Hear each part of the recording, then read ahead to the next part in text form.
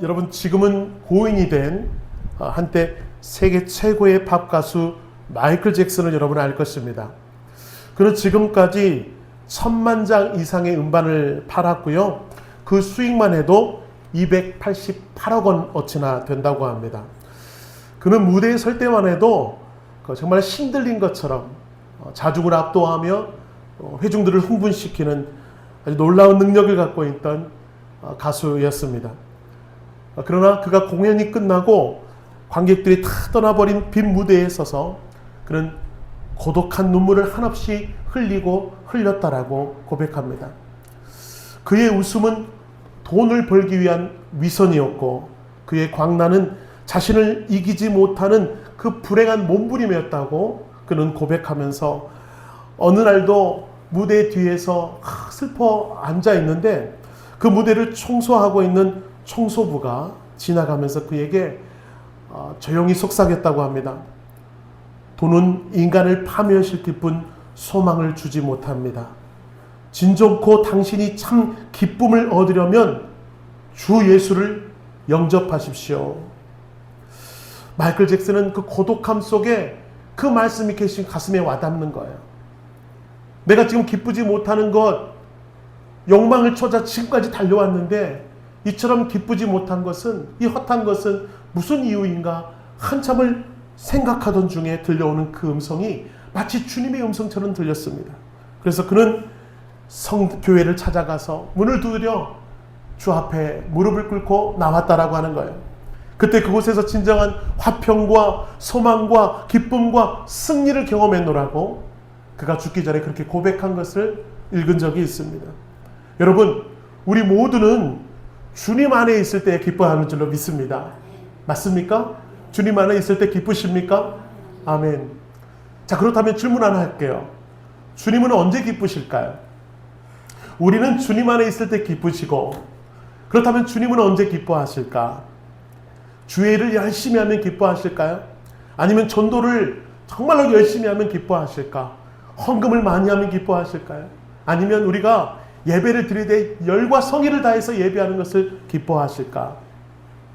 방금 제가 말씀한 것 다 기뻐할 주님의 요소인 건 확실한 것 같습니다. 자, 그런데 정말 주님이 기뻐하실 결정적인 것은 무엇인가? 그것은 바로 히브리서 11장 6절의 말씀이 바로 이 핵심이라고 하는 거예요. 한번 같이 한번 읽어보겠습니다. 시작. 믿음이 없이는 하나님을 기쁘시게 하지 못하나니 하나님께 나아가는 자는 반드시 그가 계신 것과 또한 그가 자기를 찾는 자들에게 상 주시는 이심을 믿어야 할지니라. 아멘. 여러분, 믿음이 있어야 하나님이 기뻐하신다는 거예요. 믿음이 무엇입니까? 믿음의 헬라어 단어는 피스티스라는 단어입니다. 피스티스. 그 뜻은 이렇습니다. 참되다고 생각하다, 또는 기대다, 또는 신용하다, 맡기다, 위임하다, 설복하다라는 뜻이 있어요. 그러니까 이것을 종합해서 보면 믿음은 첫째로 하나님께 온전히 기대고 하나님을 신용하여 맡겨드리는 것이다. 맞습니까? 이게 믿음의 첫 번째 이유고요. 두 번째는 뭡니까? 믿음은 하나님을 확신하는 거예요. 그리고 전적으로 신뢰하고 하나님께 설득당하는 거예요. 하나님의 말씀에 설득당하여 하나님의 인도하심에 설득당하여 나를 온전히 드리는 것, 이게 믿음이라고 하는 것입니다. 여러분, 그래서 하나님을 위해 어떤 일을 한다고 할지라도 그것이 자기가 가진 모든 것을 하나님께 드리는 것입니까? 아니면 자기 목숨까지 하나님께 내어드린다 할지라도 거기에 뭐가 없으면, 믿음이 없으면 하나님을 결코 기쁘시게 할 수 없다는 거예요. 어떤 일을 한다 할지라도 거기에 뭐가 없으면, 믿음이 없으면 결코 하나님을 기쁘시게 하지 못한다. 그래서 저는 오늘 여러분과 함께 예수님을 좀 기쁘시게 해드려서 주님께 크게 칭찬받았던 한 사람을 소개하면서 우리가 그 사람을 바라보면서 우리도 확신하는 믿음 가운데 여러분 주님을 기쁘시게 해드리는 믿음의 소유자들 되시기를 주님의 이름으로 축원합니다. 자, 복음서에 보면 마태, 마가, 누가, 요음 이 사복음서에 보면 예수님께 큰 칭찬을 받았던 두 사람이 나와요. 자, 한 사람은 누구입니까? 한 사람은 바로 마태복음 15장에 나오는 귀신 들린 여인, 딸을 데려와서 우리 귀신 들린 딸 좀 고쳐주십시오. 그렇게 간청했던 어머니, 나는 이 개에게 먹을 것을 던져주지 않는다. 그 부스러기도 저한테 좀 주십시오라고 간청했던 그 어머니의 믿음을 보시고 예수님께는 감동하셨어요. 또 한 사람이 있습니다. 그 사람은 누구냐면 오늘 본문에 나오는 누가복음 7장에 나오는 바로 백부장이 그런 사람이었다라고 하는 거예요. 여러분, 이 두 사람의 특징이 뭐죠? 둘 다 이방인이었습니다. 이스라엘 백성들이 아니었습니다. 둘 다 이방인이라는 특징이 있습니다. 오늘 말씀 보니까요, 백부장의 그 믿음을 보시고 주님이 너무 감동하셨어요. 최고의 찬사를 합니다. 이스라엘 중에 이만한 믿음을 보지 못했다라는 것. 이스라엘 중에 어디 눈을 씻고 찾아봐도 이 사람만한 믿음을 나는 만나보지 못했다라고 하는 말씀. 이스라엘 백성들 입장에서는 참 속상한 말이죠. 이스라엘 나라가 어떤 나라입니까? 하나님께서 무척이나 공들인 나라입니다. 수천 년 동안 이스라엘에게만 온통 관심을 가지셨고요, 율법을 허락하셨고, 다른 나라에서는 꿈도 꾸지 못할 온갖 기적을 이스라엘 백성들에게 허락하셨다라는 거는, 이게 무슨 말입니까? 하나님이 끊임없이 투자했던 민족이 어떤 민족? 이스라엘 민족이었습니다. 그래서 이스라엘 민족들은 태어나면서부터 말씀을 붙잡고 살아갔던 민족들이 이스라엘 민족이었어요. 그런데 그들에게는 이런 믿음을 만나보지 못했다라고 하는 말씀, 이스라엘 백성들 입장에서는 참 씁쓸한 말씀일 수도 있겠습니다. 그런가 하면 여러분, 오늘 본문이 허락되고 있는 장소가 어디입니까? 오늘 본문의 장소는 바로 가버나움이라는 장소예요. 사진 한번 보여주십시오. 예수님이 가장 사역을 많이 일으키셨던 곳입니다. 그리고 예수님의 기적이 성경에 가장 많이 소개되고 있는 장소가 어디라고요? 가버나움이라는 장소입니다. 그런데 여러분, 가버나움 사람들은 예수님을 하나님의 아들이라고 인정하지 않았어요. 또 많은 선지자 중에 한 사람이라고도 인정하지 않았던 사람들이 누구냐면 바로 가버나움 사람들이었다라는 거예요. 그들의 마음은 강박했습니다. 그런데 여러분, 놀랍게도 이런 이스라엘 백성들은 한 번도 들어보지 못한 칭찬을, 이방 사람이며 이름도 알지 못하는 백부장이 지금 듣고 있다라고 하는 거예요. 이만한 믿음을 보지 못했다. 이만한 믿음을 보지 못했다.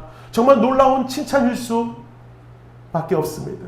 사랑하는 여러분, 저는 이 말씀 한마디면 족한 줄로 믿습니다. 주님께서 우리를 바라보면서, 야, 너의 그 믿음 너무나도 귀하다, 너의 믿음이 너무나도 귀하다, 이런 칭찬을 받을 수만 있다면 여러분, 무엇이 더 필요하겠습니까? 사랑하는 여러분, 바라기는 우리 사랑하는 성도들 한 사람 한 사람이 예수님께 이런 놀라운 칭찬을 받는 주인공 되시기를 축원합니다. 축원합니다. 우리 옆 사람을 다시 한번 축복합시다. 당신의 믿음이 해같이 빛나시기 바랍니다.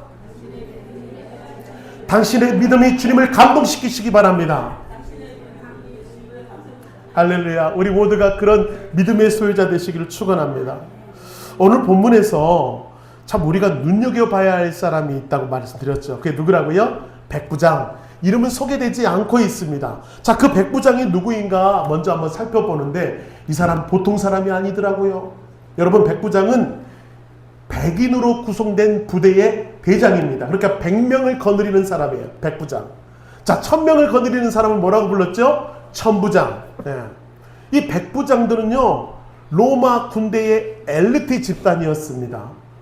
어떤 사람은 그럽니다. 로마가 그렇게 세계를 호령할 수 있었던 이유는 이 백부장들의 활약 때문이었다라고 하는 거예요.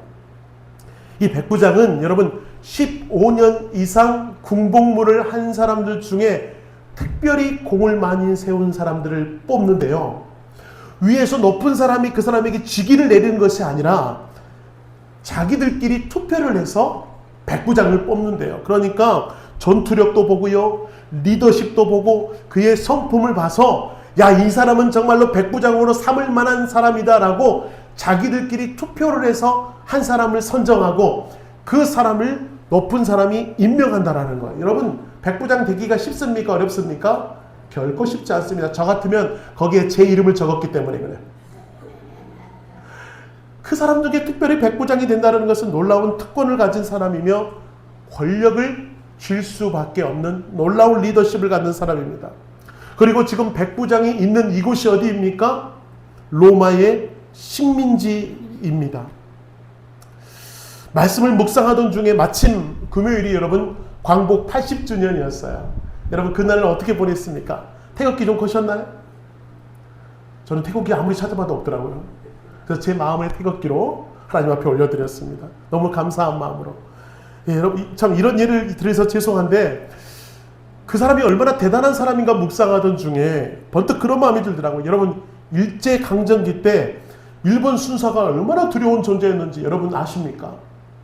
우는 아이에게도 야 저기 순사 온다 그러면 울음을 그쳤다고 하는 거예요. 놀라운 파워와 권력을 가지고 있었습니다. 근데 그 순사 중에서도 최고의 지휘관이 아마 이 백부장 정도 될 것 같아요. 그러니까 이 사람은 놀라운 권력을 소유한 권력자임엔 틀림이 없습니다. 그런데 그 놀라운 권력자가 지금 누구 앞에 무릎을 꿇고 나와 있다고요? 예수님께 나와 머리를 조아리면서 간청을 하고 있는 것입니다. 소원이 있기 때문에 그렇습니다. 여러분, 그가 소원이 있다는 것은 하나님이 주신 놀라운 타이밍인 것 같아요. 그가 여러분 소원이 만약에 없었다면 예수님께 나와 무릎을 꿇었겠습니까? 아니요. 가진 것 없이 다 가지고 있는 사람이 무슨 부족한 것이 있어 예수님께 나왔겠습니까? 그런데 그 마음에 소원이 있기 때문에 예수님께 나올 수 있었다라는 거예요. 어느 날 백부장이 소식을 듣습니다. 자기 마을에 자기가 통치하고 있는 이 가버나움에 예수님이 오신다는 소식을 들었습니다. 이것이 우연이 아니라는 것을 깨닫고 너무나도 감격하여 예수님께 뛰어나옵니다. 소원이 있기 때문에, 마음이 있기 때문에 나옵니다. 여러분, 우리를 인도하신다라는 것은 여러분 하나님의 기막힌 타이밍이기 때문에 이루시는 놀라운 역사인 줄로 믿습니다. 예, 여러분, 하나님이 원하시는 타이밍에 우리를 부르신다고 하는 거예요. 그래서 때로는 문제가 있고 어려움이 있고 환난이 있는 그 순간, 그것이 단지 어려움만으로 끝나는 것이 아니라는 거예요. 나에게 왜 문제를 주셨나? 나에게 왜 어려움을 주셨나? 하나님을 만나게 하시려고 하는 타이밍인 줄로 믿습니다. 김요섭 목사님이라는 분이 계세요. 이분 참 똑똑한 분이십니다. 독일에서 가장 유명한 신학대학 중에 하나인 튜빙겐 대학에서 신학을 공부하시고요.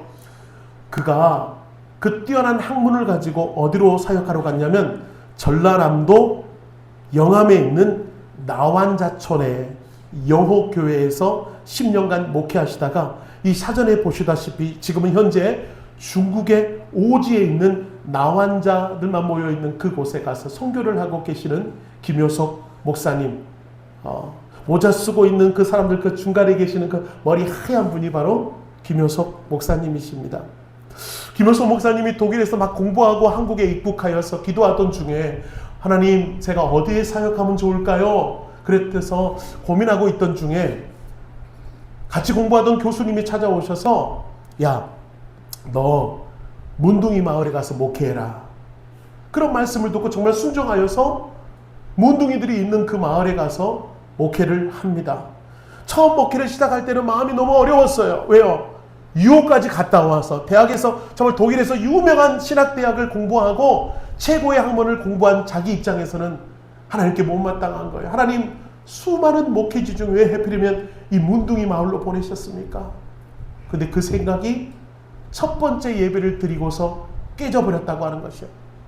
여러분, 예배 드리고 난 다음에 성도들이 다 이제 나가시잖아요. 그때 이지훈 목사가 하는 것처럼 저 뒤에 앉아서 한 사람 한 사람 악수하는데 이 뭉둥병 환자들과 악수를 할 수가 없는 거예요. 왜요? 지금 저 사진에서도 보이실지 모르겠지만 손이 뭉겨져가지고 손가락이 다 떨어져 나가서 손이 없는 거예요. 손이. 악수할 손이 없는 거예요.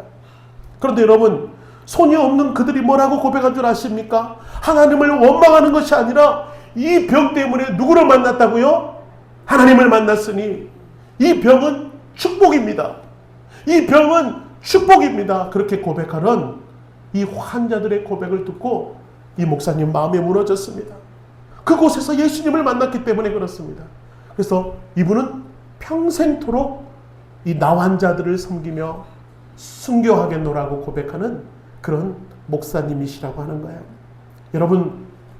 여러분에게 허락된 그 어려움은 예수님을 만날 수 있는 놀라운 기회인 줄로 믿습니다. 여러분, 우리가 아무런 문제가 없고 떵떵거리고 잘 살았다면 이곳에 모여 앉아 있었겠냐고요. 상처 입고 찢기고 아프다 보니까 주님을 찾을 수밖에 없었고, 그렇게 찾다 보니까 우리가 주님을 만나는 것 아니겠습니까? 그러므로 나의 상처, 나의 문제는 이것이 축복이라고 고백하며 나아갈 때 하나님의 놀라운 역사가 일어난 줄로 믿습니다. 백부장의 소원도 마찬가지입니다. 종의 그 중병을 자기의 것으로 여기며 간절한 소원을 가지고 주 앞에 나갔습니다. 바로 주님을 만나는 놀라운 기적을 이루게 되고, 그 소원 때문에 주님을 만나서 인생이 바뀐 사람 누구라고요? 백부장이었다고 하는 것입니다. 우리들에게도 그런 소원이 있을 때 이 소원이 주님을 만나는 놀라운 열쇠인 줄로 믿습니다. 저는 그 은혜가 여러분에게 있었으면 좋겠어요. 특별히 지금 어려운 문제 가운데 계신 분 계십니까? 더욱 간절히 기도하셔서 예수님을 만나십시오. 그 문제 주님이 해결해 주십니다. 주님께 올려드릴 때 아무것도 아닌 역사처럼 해결해 주시는 주님의 놀라운 손길 경험하시기를 주님의 이름으로 축원합니다. 자, 그렇다면 여러분, 오늘 말씀을 제가 묵상하면서 여러분, 하나님은 칭찬해 주는 사람이 누구인가 봤더니 일단은 기본적으로 인격이 됐더라고요. 인격이. 여러분, 예수만 잘 믿는다고 하나님 그를 서양하시는 것이 아니라 인격이 됐다라는 거예요. 자, 보세요. 첫 번째로 백부장의 인격은 어떤 인격입니까? 식민지 백성들이 인정할 만큼 사랑이 많은 사람이었어요. 자, 3절과 4절 한번 볼까요? 같이 한번 읽어보겠습니다. 특별히 저 빨간 글씨, 주황 글씨 핵심적으로 한번 보세요. 같이 읽겠습니다. 시작. 예수님의 소문을 듣고 유대인의 장로 몇 사람을 예수께 보내어 오셔서 그 종을 구해주시기를 청한지라. 이에 그들이 예수께 나와 간절히 구하여 이르되 이 일을 하시는 것이 이 사람에게는 합당하나이다 라고 말하고 있습니다. 지금 저기서 참 눈여겨보십시오. 지금 예수님이 그곳에 왔다는 소문을 듣고 누가 예수님을 만나려고 그랬다고요? 유대인의 장로 몇 사람이 예수님께 찾아가서 간청을 합니다. 왜 그랬을까요? 백부장이 힘과 권력으로 그를 찍어 눌러서? 아니라는 것입니다. 여러분, 이 장로들이 얼마나 콧대 높은지 아십니까? 유대인들의 장로들은요, 로마 병정들한테 결코 고개를 숙이지 않았습니다. 그들의 통치 앞에서도 끝까지 도도하게 고개를 들고 있었던 장로들이 자발적으로 예수님과 앞에서 무릎을 꿇을 수 있었던 이유는 다음 구절 한번 볼게요. 이 구절 때문에 그래요. 장로들의 고백입니다. 예, 한번 읽어볼까요? 시작. 그가 우리 민족을 사랑하고 또한 우리를 위하여 회당을 지었나이다. 백부장은요, 힘으로 그들을 다스리려고 통치한 것이 아니었습니다. 백부장은 사랑이 있었어요. 누구를 향한 사랑?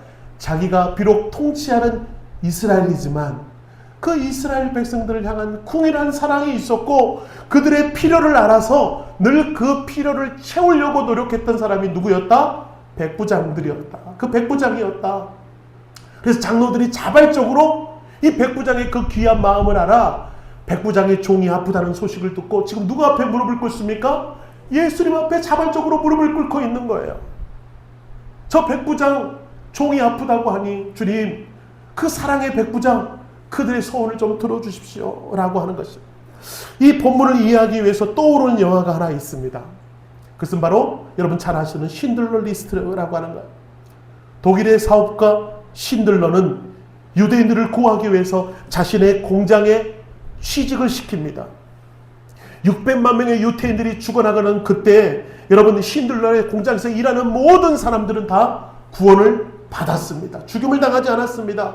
그 인원이 무려 1200명이었더라는 거예요. 자기의 돈을 들여, 재산을 들여 유대인들을 사서 자기 공장에 취직시켜서 생명을 보존케 했다라고 하는 거예요.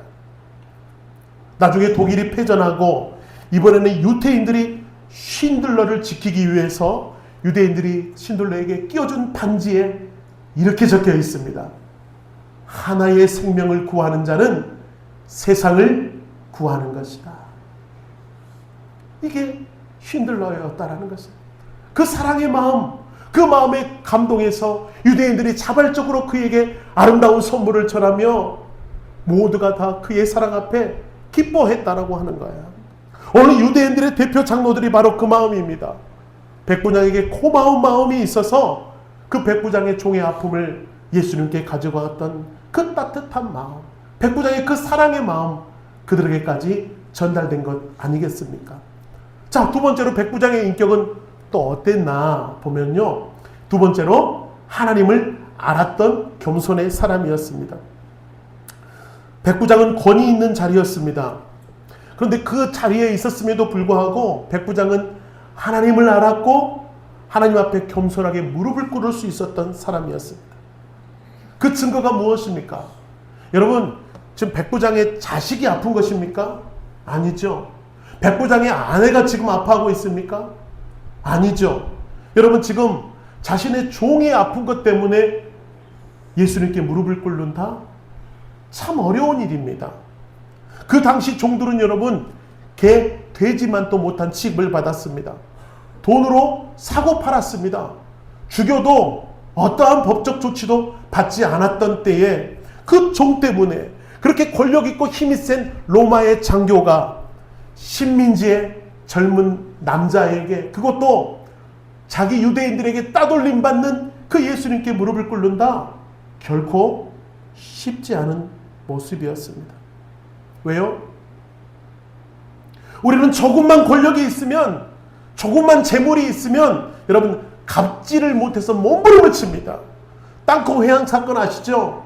여러분, 그 땅콩 하나 때문에 비행기를 돌리는 갑질, 여러분 기억나실 것입니다. 우리가 그런 성정을 가지고 있는 사람들이에요. 교만하지 못해서 몸부림치는 우리인데, 여러분 백부장이 참 대단한 믿음의 사람인 것 같아요. 그 종 때문에 주님 앞에 무릎을 꿇을 수 있었던 것, 예수님은 바로 그 모습에 눈여겨보시고 칭찬하신 것 아니겠습니까? 저는 우리 교회 성도님들이 이런 아름다운 긍휼의 마음, 겸손의 마음이 있기를 축복합니다.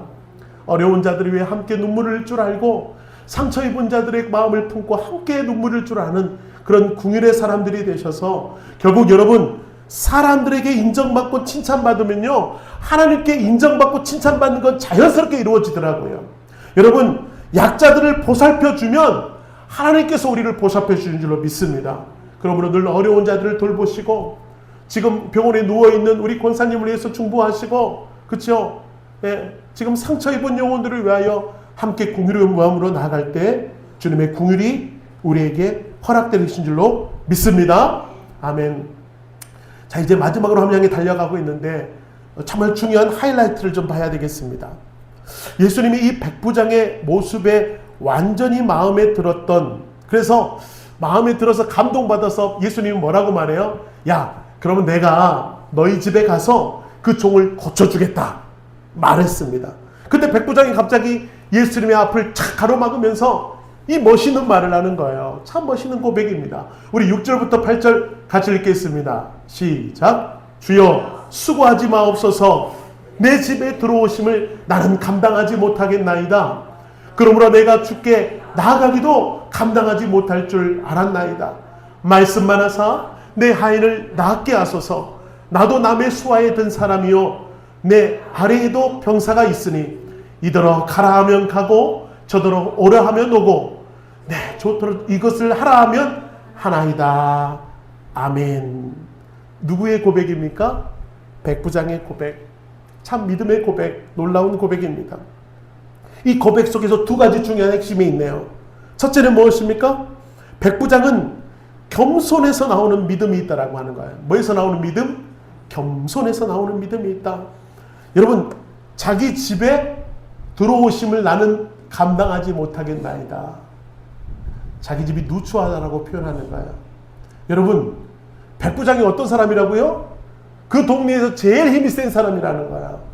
여러분, 보통 가장 권력이 높고 힘이 센 사람의 집은 어떤 집입니까? 으리으리하죠. 아마 90평대 아파트 정도는 될 것 같아요. 그렇죠? 어리어리한 평수에 살고 있을 텐데, 여러분, 백부장이 이렇게 고백하는 이유는 무엇입니까? 건물의 외관이 아니라는 거예요. 여러분, 왕의 왕이신 하나님이 나같이 부족한 사람의 집에 온다길 나는 감당하지 못하겠다라고 하는 영적인 눈에 깨어있음의 고백인 줄로 믿습니다. 여러분, 그 하나님 앞에 선 우리들은 겸손할 수밖에 없다라고 하는 고백이에요. 내가 지금 무릎 꿇고 있는 사람이 누구냐? 천능하신 하나님, 우리 아버지 되심을 이 백부장이 고백하고 있다는 거예요.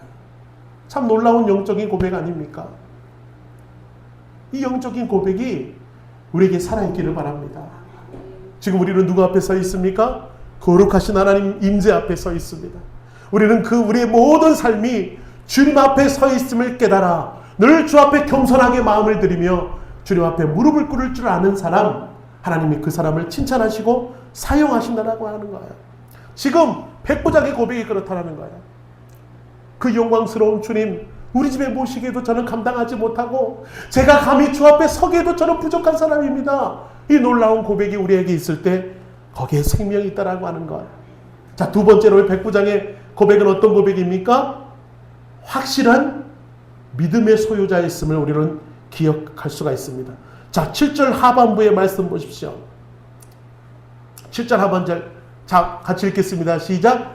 말씀만 하사 내 아이를 낫게 하소서. 말씀만 하사, 말씀만 하사. 이게 왜 놀라운 고백입니까?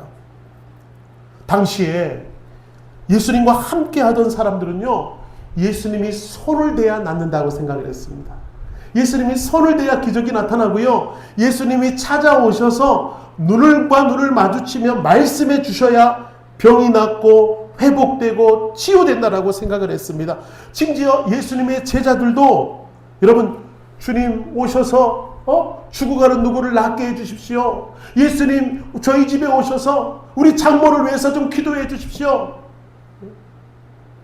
이렇게 예수님의 제자도 예수님이 오셔서 직접 손을 대고 또는 직접 선포하셔야 낫는다라고 생각했습니다. 사실 예수님도 그 전까진 사역은 직접 만나주시고 직접 만져주시고 직접 고쳐주셔서 치유했던 사역이면 틀림이 없습니다.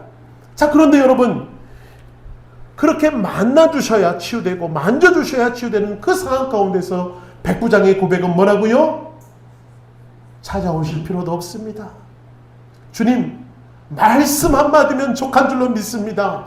말씀 한마디면 저 100m, 아니 저 1000m, 저 1km, 100km에 떨어진 우리 아이의 병도 나을 줄로 믿습니다. 제가 언젠가 주일날 여러분에게 간증했던 것 같아요. 김수미 씨가 담배를 끊을 수 있었던 이유는 뭐였다고요? 저 미국에 있는 자기 딸이 이 김수미 씨를 위하여 기도했더니 그 기도가 능력으로 나타난 것 아니겠습니까? 맞습니다. 그때 당시 모든 사람들은 예수님이 찾아와야 무슨 일이 될 줄 알고 있었는데, 이 백부장은 뭐예요? 말씀만 하사, 말씀만 하사. 치유될 줄로 믿습니다. 백부장이 말합니다. 자기 부하도 자기 권위 아래에 있으니 말씀 한마디면 오기도 하고 가기도 합니다. 이 말의 의미는 뭡니까? 천지의 모든 것이, 질병도 건강도 모든 사회 현상도 여러분 예수님의 리더십 아래에 있으며 예수님의 말씀 한마디면 모든 것이 해결되는 줄 믿습니다. 이 놀라운 고백이 백부장에게는 있었다라고 하는 거예요. 저는 이 놀라운 고백이 우리 사랑하는 양지중앙 성도들의 고백이 되길 줄 믿습니다. 여러분의 입술에서 그런 고백이 터져나와서 그 고백 속에 날마다 역사를 경험하는 그런 믿음의 사람 되시기를 축원합니다. 이제 말씀을 마무리하면서 여러분, 몸이 다쳐서 팔다리를 쓰지 못하는, 그래서 입에 펜을 물고 그림을 그렸던 그런 구족 화가에 대해서 여러분 그림을 보시거나 영상으로 보신 적이 있죠. 또는 팔이 없어서 발가락에 펜을 꽂아서 막 그림 그리고 있는 분들도 여러분 보신 적이 있으시죠. 자, 그런데 여러분, 제가 말씀을 준비하면서 사고로 눈이 멀어서 장애가 되신 분 중에 그림을 그리는 집사님이 한 분 계셔서 여러분에게 좀 소개하려고 합니다. 그런 박환 집사님이십니다. 박환 집사님은 한때 유명한 화가셨습니다. 아주 승승장구하셨고요. 우리나라에 알아주는 화가 중에 한 분이셨어요. 그런데 그가 그만 교통사고를 당하고 말았습니다. 두 눈을 완전히 실명했습니다. 빛조차 들어올 수 없는 1급 장애 판정을 받았습니다. 여러분, 다른 것도 그렇지만 이 그림을 그리는 일만큼 눈이 얼마나 소중합니까? 얼마나 중요합니까? 근데 그 눈을 잃었다라는 것은 생명이 끝났다라는 걸 마찬가지입니다. 이 사람은 좌절했습니다. 몸부림을 쳤습니다. 죽음을 선택하려고 할 만큼 괴로워하는 그때에 그 마음속에 믿음이 들어오기 시작해요. 믿음. 이 집사님이 성당교회에서 몸부림칠 때 그 몸속에서 주님이 주시는 꿈이 다시 일어나기 시작합니다. 믿음의 꿈입니다. 그건 뭡니까? 다시 할 수 있어. 다시 시작할 수 있다. 다시 하면 된다. 라는 믿음의 꿈을 하나님께서 허락해 주셨고, 그는 그것이 자신이 해야 할 일임을 깨달아 다시 그림을 시작해요. 어떻게 그림을 그리고 있습니까, 여러분? 붓이 없습니다. 커다란 캠퍼스에 핀을 받고 실을 연결합니다. 하나하나 실을 연결하면서 구도를 잡아가는 거예요. 만지면서 거기에 못을 박고 실을 연결하고, 또 더듬더듬 만지면서 실을 꽂고 못을 박아서 구도를 하나하나 만들어간 다음에 색칠도요, 붓으로 하는 것이 아니면 여러분 보시다시피 손으로 색을 칠해서 그림을 그리고 음각을 표현하고 두께를 표현해서 두껍게도 만들기도 하고 얇게 만들기도 하면서 더듬거리면서 그림을 그려나갑니다. 그리고 난 다음에 하나님의 은혜로 작품이 하나, 둘 늘어나기 시작해서 작은 전시회까지 열 수 있게 되었다라는 거예요. 여러분 사진 한번 보십시오. 앞을 보지 못하는 우리 집사님은 어쩜 저렇게 아름다운 그림들을 그릴 수 있었지? 그런 믿음이 있기 때문에 그랬습니다. 하나님께서 역사하시면, 하나님께서 나를 사용하시면 내가 다시 시작할 수 있다라고 하는 믿음, 마치 백부장의 믿음이 아니겠습니까? 불가능한 것도 가능하게 하시는 주님의 역사를 기억하여 그 역사를 이루가 한다면, 사랑하는 여러분, 여러분 안에도 성령님이 계신 줄로 믿습니다.